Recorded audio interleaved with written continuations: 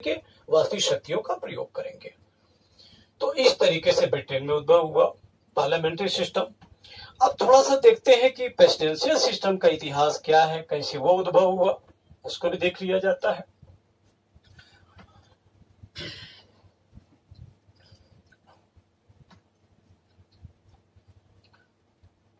Presidential system के लिए भी वही चलना होगा प्राचीन काल और मध्यकाल में। अगर प्राचीन काल और मध्यकाल की तस्वीर को देखें तो मोनार्की विद्यमान थी, और मोनार्की एक डिक्टेटरशिप के रूप में थी, एक तानाशाही के रूप में थी, और वो व्यवस्था पूरे विश्व में स्थापित थी और फ्रांस में भी स्थापित थी। उस मोनार्की के विरुद्ध जल्दी कोई आवाज उठाने की हिम्मत नहीं रखता था, क्योंकि विधायिका, कार्यपालिका, न्यायपालिका तीनों शक्तियां राजा में होती थी। वो तत्काल फैसला सुना देगा, वो मृत्यु का आदेश दे सकता है। तो सीधे सीधे राजा के अगेंस्ट आने की हिम्मत किसी की नहीं थी। तो कुछ ऐसे लोग थे जो अपने पुस्तकों के माध्यम से विरोध जताते थे। वो कैसे जताते थे ये देखिए।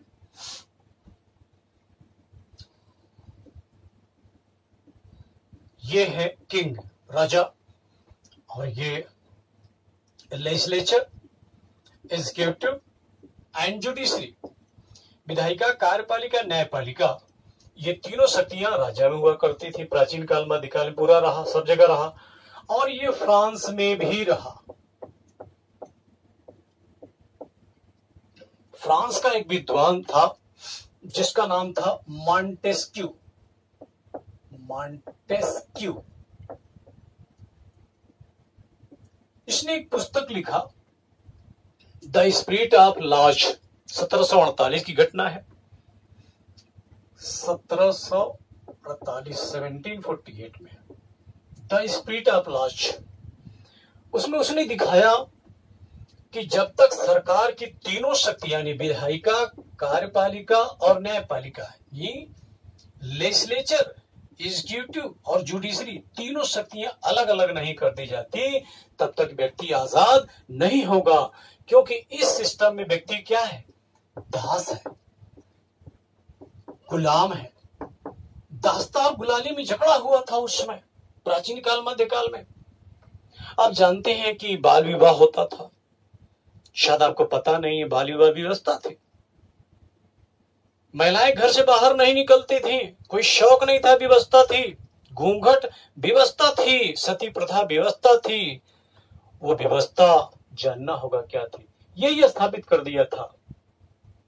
अगर कोई महिला बाहर निकली, अगर इसको लगे कि उठाने लायक है तो उठवा लेता था। ये इतना तानाशाही स्थापित रखता था। ये कोई बच्ची को उठा लेता था। इसीलिए माता पिता उस श्रम से बचने के लिए, सामंतों से बचने के लिए, राजाओं से बचने के लिए बचपन में ही शादी कर देता था अपनी बिटिया का, ताकि इज्जत बची रहे। लड़की घर के बाहर नहीं जाने दिया जाता था। अगर बाहर जाने भी दिया जा रहा है, शरीर ढक के जाने दिया था पूरी तरीके से, ताकि इसकी गंदी नजर न पड़े। तो बाल विवाह कोई शौक नहीं था, व्यवस्था थी। घूंघट व्यवस्था थी। ऐसे तानाशाह स्थापित थे। तो मॉन्टेस्क्यू ने कहा कि व्यक्ति तब तक आजाद नहीं हो सकता जब तक सरकार की तीनों शक्तियां अलग अलग नहीं कर दी जाती।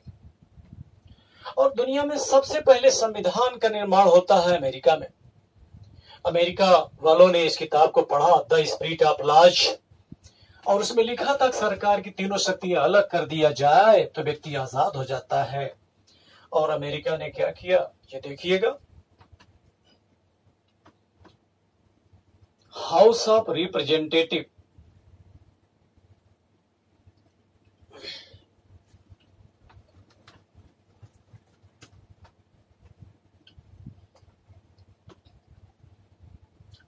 House of representative, senate, senate, और ये प्रेसिडेंट, इसको बोला गया कांग्रेस। कांग्रेस, इसी को लेजिस्लेचर बोलते हैं, इसी को विधायिका बोलते हैं।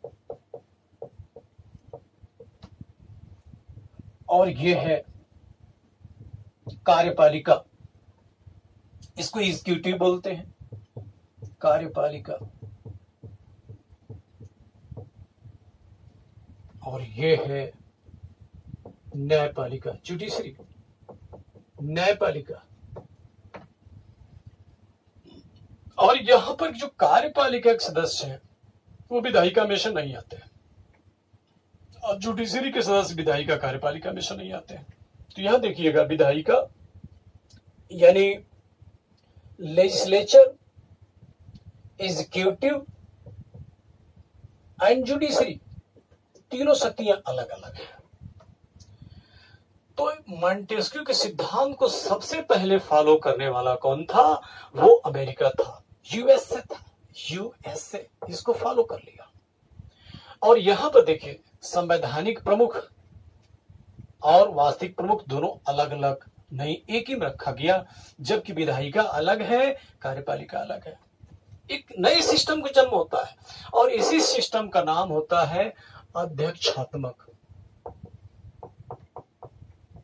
शासन व्यवस्था। इसको इंग्लिश में बोलते हैं प्रेसिडेंशियल सिस्टम, क्योंकि पूरा का पूरा जो सिस्टम है प्रेसिडेंट पर डिपेंड करता है। वास्तविक शक्तियां, नाम मात्र की शक्तियां किसमें होती है? प्रेसिडेंट में। यानी ये भी प्रेसिडेंट है और ये भी प्रेसिडेंट है। इसमें प्राय यानी प्रेसिडेंशियल सिस्टम प्राय प्रधानमंत्री पद का प्रावधान नहीं होता है। अब आते हैं, तुलना कर लेते हैं यहीं पर ब्रिटेन का भी, भारत का भी, अमेरिका का भी, तो अच्छी तरीके से पूरा कंसेप्ट क्लियर हो जाएगा।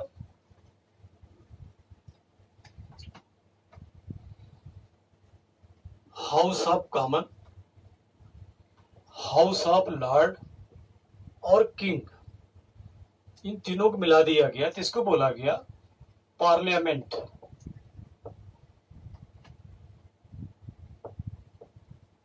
पार्लियामेंट, और इसी को विधायिका बोला जाता है,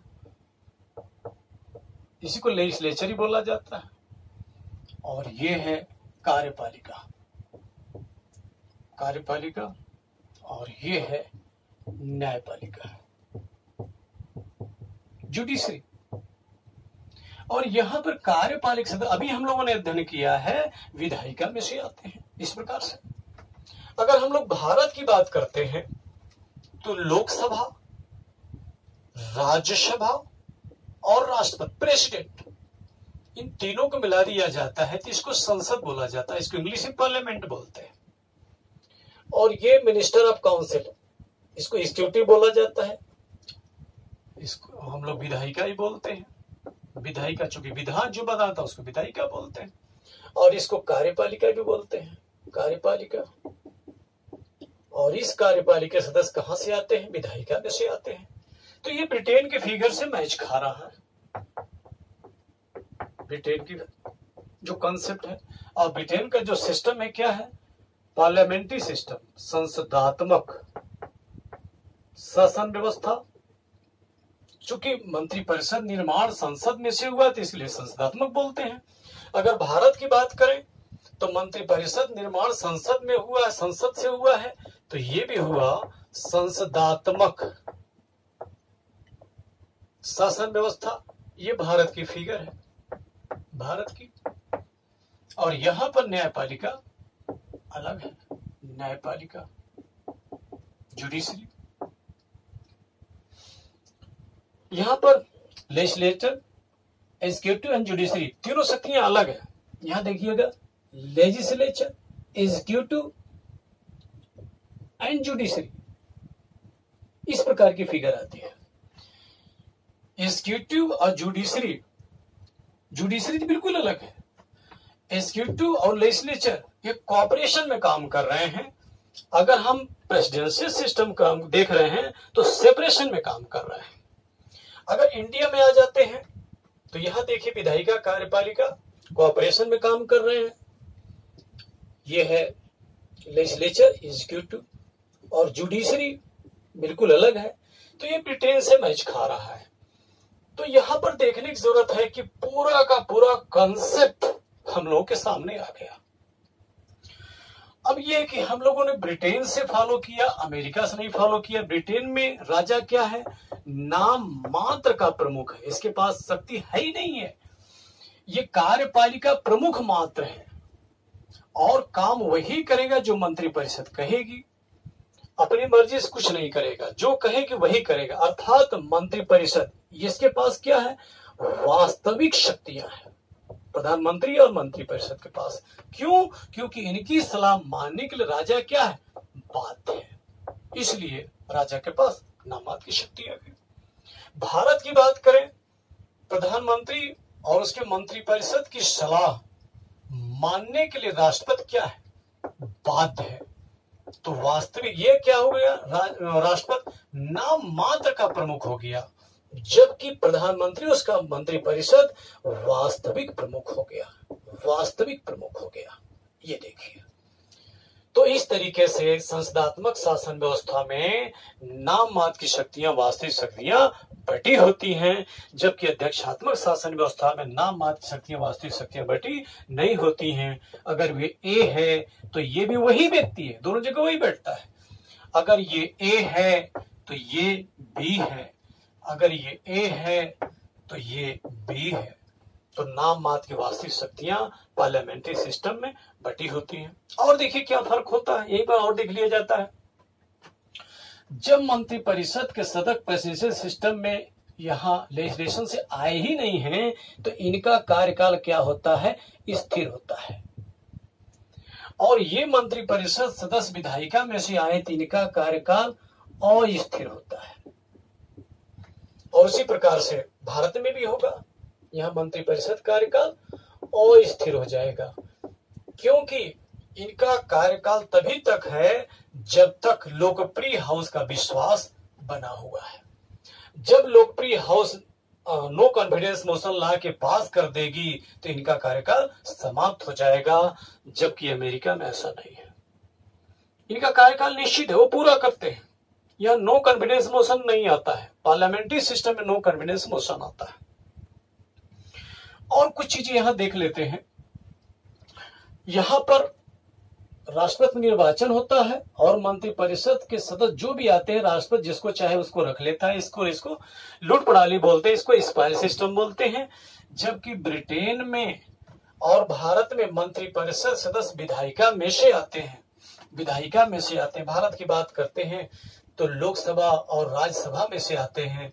ये जनता द्वारा कहीं न कहीं डायरेक्ट या इनडायरेक्ट रूप से इलेक्ट होते हैं, जबकि अमेरिका में मंत्रिपरिषद सदस्यों का इलेक्शन होता ही नहीं, वो सिलेक्शन होता है। और इस तरीके से ये जवाबदेह बने रहते हैं। पार्लियामेंट्री सिस्टम अपनाए जाने के पीछे और भी कारण थे। और कारण क्या थे कि हमारे देश में बहुत विविधता है, सभी धर्मों को, सभी जातियों संप्रदायों के, देश के विभिन्न कोने से सबका प्रतिनिधित्व होना चाहिए। ये तभी संभव था जब इस सिस्टम को अपनाया जाए। क्यों? एक और रीजन है, क्योंकि रिस्पॉन्सिबल बने रहेंगे, जनता के प्रतिनिधि भी हैं, जनता को भी लगेगा कि हमारा प्रतिनिधि सत्ता में जाकर के शासन कर रहा है। तो इन सब चीजों को देख करके अगर अच्छी तरीके से समझ लिए होंगे तो ये समझिए कि भारत की कोई परीक्षा हो, बहुत सहजता से इसको आप हल कर सकते हैं। और बहुत सारे सवाल यहाँ आते हैं, आप उठा के देखिए 10 साल 15 साल का पेपर, तो अच्छी तरीके समझ में आएगा। बहुत सारे सवाल आए, चाहे मेंस का आप उठा लीजिए, तभी समझ में आएगा यहाँ से कैसे सहजता से आप इसको लिख सकते हैं। कंसेप्ट क्लियर है तो बहुत सहजता से इसका आप वर्णन कर सकते हैं, लिख सकते हैं। इस तरीके से और आगे हम लोग अध्ययन करेंगे। अगली कड़ी जैसे रहेगा, जैसे जैसे बढ़ते चले जाएंगे, आप लोग प्रश्न पूछते रहिए, जो प्रासंगिक रहेगा उसकी चर्चा हम लोग करते रहेंगे। हाँ, एक चीज लग रहा होगा आप लोगों को कि हम लोग डिटेल अध्ययन कर रहे हैं। याद रखें, अगर आप डिटेल अध्ययन करते हैं तो जो वनडे परीक्षा वो भी हल कर लेंगे। यदि वनडे टाइप की परीक्षा करते हैं तो वनडे भी ठीक से हल नहीं हो पाएगा, क्योंकि आपका कॉन्सेप्ट ही क्लियर नहीं हो पाएगा। और कौन जानता है आपके तकदीर को, न जाने कितनी ऊंचाइयों को हासिल कर लें।